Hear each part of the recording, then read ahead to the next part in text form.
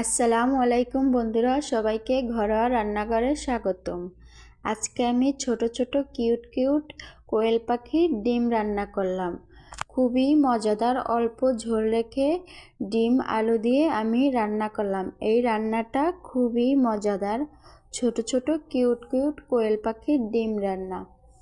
এই যে এখানে আমি ডিমটা আগে থেকেই সেদ্ধ করে নিলাম। এখানে আমি প্রায় 30টা ডিম রান্না করে নেব। তারপরে একটা কড়াইতে তেল গরম করে এখন আমি ডিমটা দিয়ে দিলাম। ডিমটা আমি আগেই সেদ্ধ করে ছুলে রেখে দিয়েছিলাম। তারপরে এখানে আমি অল্প পরিমাণ হলুদের গুঁড়া, তারপরে একটু লবণ দিয়ে দিলাম। এখন আমি ডিমটা হালকা করে ভেজে নেব। আমি ডিমটা হালকা হালকা করে ভেজে নিলাম। এই যে আস্ত করে আমি নাড়াচাড়া করে নিচ্ছি যাতে ডিমটা ভেঙে না যায়। এই যে দেখেন বন্ধুরা, ডিমটা কিন্তু ভাজা হয়ে গেছে। আমি কিন্তু অল্প পরিমাণ ডিমটা ভেজে নিচ্ছি, বেশি পরিমাণ ভাজিনি। এখন আমি আলু ভেজে নিচ্ছি।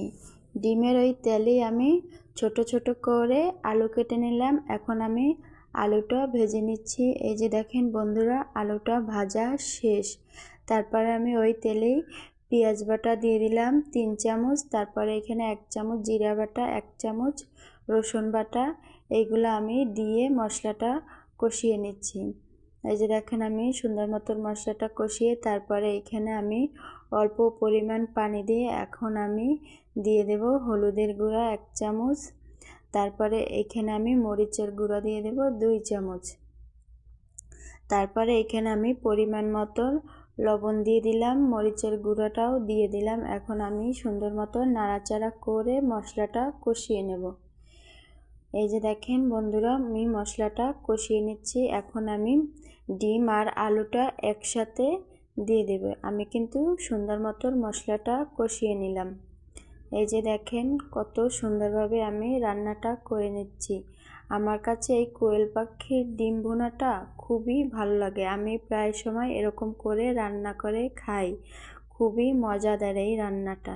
এই যে দেখেন ডিম আলুটা দিয়ে তারপরে আমি একটু কষিয়ে নিলাম। তারপরে এখন আমি ঝোলের জন্য পানি দিয়ে দিলাম। অল্প ঝোলেই কিন্তু এটা রান্না করব, ভুনা ভুনা করব, তাই বেশি ঝোল দেব না।